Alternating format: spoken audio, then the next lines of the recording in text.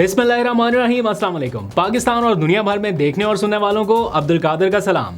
पाकिस्तान में 24 जून की सुबह का आगाज़ है और ये सुबह कदरे बेहतर महसूस हो रही है क्योंकि पिछले 6-8 घंटे से मिडिल ईस्ट में जारी जंग की मुकम्मल सूरत हाल बदल गई है।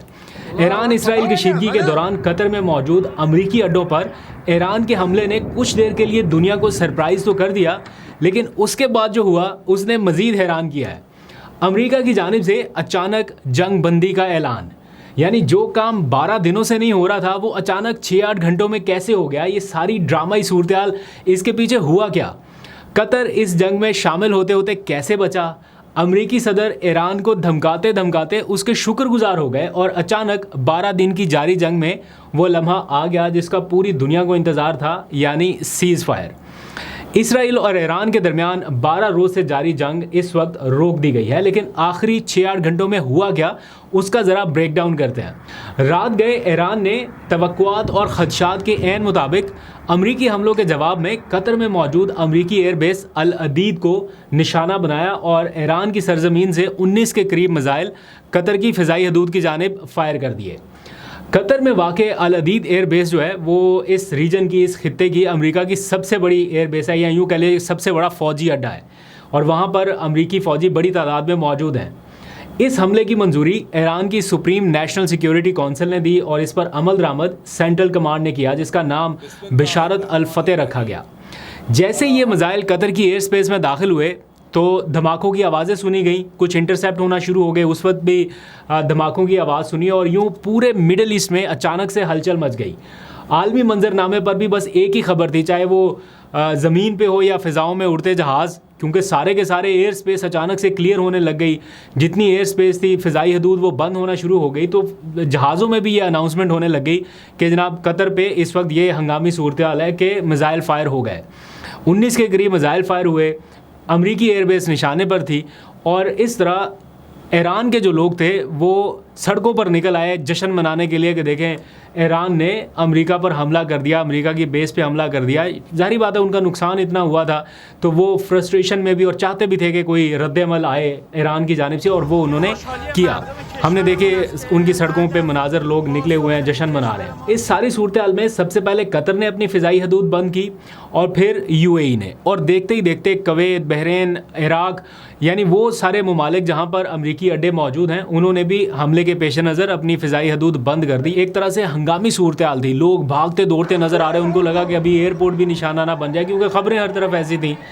तो ये रीसेंट टाइम में या हालिया तारीख में मैंने नहीं देखा कि इन ममालिक में, इन मिडल ईस्ट के ममालिक में कोई इस किस्म की सूरत हाल, ये यूएई में, कतर में ऐसी सिचुएशन डेवलप हुई हो कि उनको फ़िज़ाई हदूद अपनी बंद करनी पड़ गई। लेकिन इस बार ऐसे हालात थे और ये सब हुआ, लेकिन ये बहुत लंबे टाइम के लिए नहीं था, कुछ देर के लिए था। और हैरानकुन तौर पर इस मिसाइल हमले में जो ईरान की जानिब से फायर किए गए उसमें कोई बड़ा जानी नुकसान या कोई माली नुकसान उस तरह से नहीं रिपोर्ट हुआ, क्योंकि कतर के डिफेंस सिस्टम ने 19 में से कोई लगभग 18 मिसाइल इंटरसेप्ट कर लिए थे। एक आध मिसाइल कोई ऐसी जगह पर गिरा जहाँ पर नुकसान का ख़तरा कम था। जैसे ही ये ख़बरें पूरी दुनिया में नशर होना शुरू हुई तो रद्द-ए-अमल आना शुरू हुआ दुनिया भर से कि ईरान क्यों एक साथ इतने महाज खोल रहा है और एक ऐसे मुल्क को क्यों निशाना बना रहा है जो कि उसकी हमायत में सालसी की कोशिश कर रहा है। खदशा ये भी था कि कहीं ये ना हो कि दूसरे ममालिक जो सालसी की कोशिश कर रहे हैं लेकिन वहाँ पर भी एयर बेसिस अमेरिका की मौजूद हैं, उनको ना निशाना बनाए। तो ये सारी सिचुएशन डेवलप होना शुरू हो गई। लोग ईरान की तरफ उंगलियाँ उठाने लगे कि ये इसने शायद गलती कर दी है। दूसरी जानिब जो ईरानी पासदारान इनकलाब थे, उन्होंने इस हमले की ज़िम्मेदारी कबूल करते हुए बताया, ये वजाहत भी दी उन्होंने साथ ही कि यह हमला रिहायशी इलाकों से दूर किया गया है ताकि कतर जैसे दोस्त और ब्रादर मुल्क को नुकसान ना पहुंचे।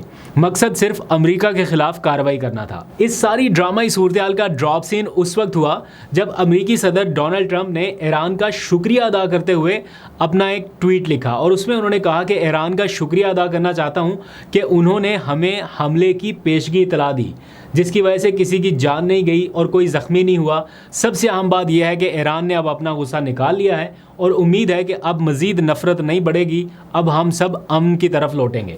डोनाल्ड ट्रंप का जब ये ट्वीट आया तो उससे सारी दुनिया को ये पता चलना शुरू हुआ कि अच्छा, इस हमले से पहले कोई पेशगी इतला भी दी जा चुकी थी कि जनाब ये अटैक होगा, यानी ये एक फेस सेविंग के तौर पे लिया जा रहा है।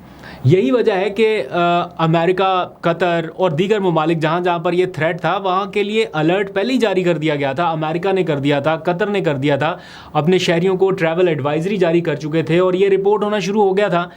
ईरान के जितने भी हमले रहे हैं ये प्रिडिक्ट किए जा रहे थे कि इस टाइम पे ये हो सकता है, इस टाइम पे ये हो सकता है। तो अभी भी प्रिडिक्शन थी कि अब कतर की एयरबेस को, कतर में मौजूद अमरीकी एयरबेस को निशाना बनाया जाएगा। खैर, अब इस सारी सूरत हाल में सबसे अहम बात यह थी कि ईरान ने जिस मुल्क की सरजमीन की तरफ मिसाइल भेजे यानी कतर, उसी ने जंग रुकवाने के लिए फाइनल शॉट खेला। अल जज़ीरा की रिपोर्ट के मुताबिक, जो कि अब वैसे भी हर जगह पे इंडोर्स हो रही है और हर जगह पे अब इसकी कंफर्मेशन हो रही है, कि कतरी वज़ीर आज़म ने ईरान को जंगबंदी पर उस वक्त आमादा कर लिया जब उन्हें डोनाल्ड ट्रंप की जानिब से एक फ़ोन कॉल में बताया गया कि इसराइल जंगबंदी पर राज़ी है और अब तेहरान को मनाना बाकी है। उसके बाद कतर के वज़ीर आज़म शेख मोहम्मद बिन अब्दुर्रहमान अल सानी ने ईरानी हुकाम से बराह रास्त फ़ोन पर बातचीत की और मुबैना तौर पर उन्होंने ईरान को इस मुआहदे के लिए कायल कर लिया या आमादा कर लिया। यानी कतर एक बार फिर एक मौसर सालिस के तौर पे सामने आया है। एक तरफ अमेरिका और इसराइल, दूसरी तरफ ईरान और दरमियान में कतर, इसका एक ब्रिज का किरदार। कतर की जानिब से जंगबंदी पर मुश्तमिल इन तमाम शराइत को फाइनलाइज करने के बाद डोनाल्ड ट्रंप की जानिब से सीज़ फायर का बाकायदा ऐलान किया गया और ये बताया गया कि ये जंगबंदी इब्तदाई तौर पर 12 घंटे तक जारी रहेगी और इसके बाद जंग का इख्तिताम तस्वुर किया जाएगा। सरकारी तौर पर जंगबंदी का आगाज़ पहले ईरान करेगा और 12वें घंटे के बाद इसराइल भी इस जंगबंदी में शामिल हो जाएगा। यानी उसके बाद फिर इसराइल भी मज़ीद कोई हमला नहीं करेगा और जब दोनों के 24 घंटे मुकम्मल हो जाएंगे यानी 12-12 घंटे, उसके बाद जंग का बाज़ाब्ता इख्तिताम दुनिया भर में तस्लीम किया जाएगा। इस फैसले के बाद नेतन्याहू ने भी अपनी काबीना को बुलाकर एक इजलास में एतमाद में लिया और उन्हें इस फैसले से आगाह कर दिया गया है और साथ ही उन्हें इस मामले पर मज़ीद किसी भी किस्म का तबसरा करने से गुरेज का मशवरा दिया गया है। दूसरी जानिब जहाँ तक बात है अब इस सारे मामले में ईरानी मौक़िफ़ की, तो ईरान के वज़ीर ख़ारजा अब्बास इराक़ची ने एक ट्वीट किया और उसमें उन्होंने बताया कि ईरान बार बार ये वाज़े कर चुका है कि जंग का आगाज़ ईरान ने नहीं किया बल्कि इसराइल ने किया और इस वक्त तक किसी भी जंगबंदी या फ़ौजी कार्रवाइयों के ख़ात्मे पर कोई बाज़ाब्ता मुआहदा मौजूद नहीं है। ये ईरान के वज़ीर ख़ारजा कह रहे हैं कि कोई बाज़ाब्ता मुआहदा मौजूद नहीं है। ताहम अगर इसराइली हुकूमत ईरानी अवाम के ख़िलाफ़ अपनी गैर कानूनी जारहियत को तेहरान के वक्त के मुताबिक सुबह 4 बजे तक मुकम्मल तौर पर रोक देती है, जो कि नहीं रुकी। उन्होंने कहा, जब ट्वीट उन्होंने किया कि 4 बजे तक अगर रोक देती है तो हमारी जानिब से जवाबी कार्रवाई जारी रखने का कोई इरादा नहीं है। हमारी फ़ौजी कार्रवाइयों के ख़ात्मे से मुतालिक हतमी फ़ैसला बाद में किया जाएगा। दैट मीन्स कि अभी भी बहुत सारी चीज़ें पाइपलाइन में हैं। अगर कोई वर्बल मुआहदा हुआ है तो उस पर बहुत सख्ती से दोनों फ़रीक़ैन को अमल करना होगा, वरना तो जैसे अभी ये चल रहा है, अभी भी सीज़ फायर की एक तरह से वायलेशन है कि टाइम गुजरने के बाद भी हमलों की इतलात मौसूल हो रही हैं दोनों जानिब से। बट देखते हैं कि कब तक जाके ये कंप्लीट सीज़ फायर जो है लॉक्ड होता है कि अब इससे आगे और कुछ नहीं। एंड मीनवाइल डोनाल्ड ट्रंप ने एक और ट्वीट में बताया कि दोनों फ़रीक़ैन यानी ईरान भी और इसराइल भी दोनों साइमल्टेनियसली एक ही वक्त में उनके पास पहुँचे कि जनाब अब हमें पीस चाहिए। यानी ईरान ने भी कहीं ना कहीं दरख्वास्त की और इसराइल ने भी की। दैट मीन्स कि ईरान ने मुकाबला खूब किया कि अब इसराइल की भी बस हो गई, उसने भी जाके दरख्वास्त की और ये इतला 2 दिनों से पहले से आ रही थी कि इसराइल अब ख़ुद ये चाहता है कि जंग किसी तरह से रोकी जाए। उनको भी भारी नुकसान उठाना पड़ रहा है। अभी तक तो खाली उन्होंने गज़ा के ऊपर हमले किए थे ना, जवाबी कार्रवाई नहीं हो रही थी, रिटेलिएशन कोई नहीं थी। इस बार जवाबी कार्रवाई हुई है।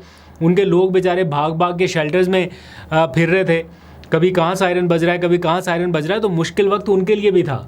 तो इसलिए अब ऐसा लग रहा है कि ईरान ने जो जवाबी कार्रवाई की है उसका इम्पैक्ट इसराइल पे पड़ा है। तो फर्दर इन फ्यूचर मेरा नहीं ख्याल कि इसराइल दोबारा इस तरह से इतनी कोऑर्डिनेटेड एफर्ट करेगा कि जनाब ईरान के ऊपर अटैक करे। और इस सारे प्रोसेस के दौरान, इस पूरे हमले के दौरान ईरान को भी मौका मिलेगा अपनी दिफाई सलाहियतों को एक बार फिर जांचने का कि किस तरह से अपने दिफाई निज़ाम को बेहतर बनाना है और किस तरह से उन्होंने आगे बढ़ना है। क्योंकि अगर इसी तरह से कमज़ोर दिफाई सलाहियत के साथ वो आगे बढ़ेंगे तो थ्रेट हमेशा उनके सर पर रहेगा। लेकिन अगर वो थोड़ा सा बेहतर करेंगे, इम्प्रूव करेंगे, तो शायद थोड़े बेहतर हालात रहे उनके लिए। जंगबंदी के लिए दिए गए आखिरी 12 घंटों में क्या होगा ये मालूम नहीं है, क्योंकि हमले अभी भी जारी हैं। ये जो थोड़ा सा टाइम बीच में दिया गया ना कि 6 घंटे तक ये और फिर 12 घंटे तक वो, तो उसमें भी कोशिश ये की जा रही है कि हमले कर लें। इसराइल अटैक कर रहा था आखिरी इतला तक भी कि जंगबंदी की वो डेडलाइन ख़त्म होने से पहले पहले भी वो हमले कर रहा है। तो अगर इसराइल नहीं रुक रहा तो उसके जवाब में फिर ईरान की कार्रवाइयाँ भी जारी हैं। और अभी सुबह सुबह की ये इतला मौसूल हुई कि इसराइल के इलाके बेरशबा में मिसाइल गिरा है और उसके नतीजे में जुज़वी नुकसान भी हुआ, लेकिन ओवरऑल कोई बहुत बड़ा इम्पैक्ट रिपोर्ट नहीं हुआ। लेकिन सायरन जो है वो बज रहे हैं। दैट मीन्स कि इस टाइम स्पैन में भी अभी तक हमले जारी हैं। अल्लाह करे कि जब ये सूरज तुलू हो तो ये 12 दिनों की जो जंगी सूरत हाल है ये अब बिल्कुल अपने इख्तिताम तक पहुँचे, अब मज़ीद कोई हमले ना हों। इस सारी सूरत हाल में ईरान को अपने जौहरी हथियारों के मामले पर ऑब्वियसली भारी नुकसान उठाना पड़ा है, लेकिन वो इस बात पर भी खुश है। उनके लोग, हमने देखा जिस तरह से वो सड़कों पर निकल आए कि उन्होंने किसी दबाव में आकर ना अपने जौहरी प्रोग्राम से दस्तबरदार होने का फ़ैसला किया, कोई डील कर ली कि ठीक है जी हम अपने जौहरी प्लान से दस्तबरदार हो जाते हैं, और ना रजीम चेंज का इसराइली मिशन पूरा हो सका। इसराइल ने कितना ज़ोर लगाया कि जनाब रजीम चेंज हो सके, उसके लिए उन्होंने वो जो ये साहब हैं ईरान के कुछ शाह बताए जाते हैं इनको भी तैयार किया हुआ था। मुझे लगता है सबसे ज़्यादा नुकसान जो है वो अमेरिका और ईरान की बजाय इस साहब का हुआ है। इसने पूरा ज़ोर लगाया कि मुझे इस्तेमाल करें किसी तरह से, मैं रजीम चेंज का मोहरा बन के ईरान पे वापस बादशाहत कायम कर लूँ अपनी, बड़ा ज़ोर लगाया। और लेकिन अब इसका कोई अता पता नहीं है कि ये कहाँ पे जाएगा, क्योंकि ईरान के लोगों ने कम से कम ये साजिश तो नाकाम बनाई है। अब सवाल ये है कि क्या ईरान अपना जौहरी मवाद जो है उसकी अफजूदगी का काम जारी रखेगा या वो स्टेप बैक कर लेगा। अब उसमें इतनी सलाहियत नहीं रही, ये अभी फौरी तौर पे तो पता नहीं चलेगा, लेकिन इसमें थोड़ा सा टाइम लगेगा चीज़ें सामने आने में। लेकिन इस सारी सूरत हाल में ईरान की आवाम इस बात पर मुतमईन है कि नुकसान के बावजूद पासदारान इनकलाब ने भरपूर मुकाबला किया।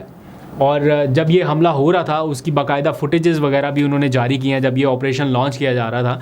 तो ये इस वक्त का सारा मंजरनामा है। आज के दिन भी काफ़ी डेवलपमेंट रहेगी तो आपको फर्दर भी अपडेट करूँगा। अभी तक के लिए इतना, अपना बहुत सा ख्याल रखिए। अल्लाह हाफिज़।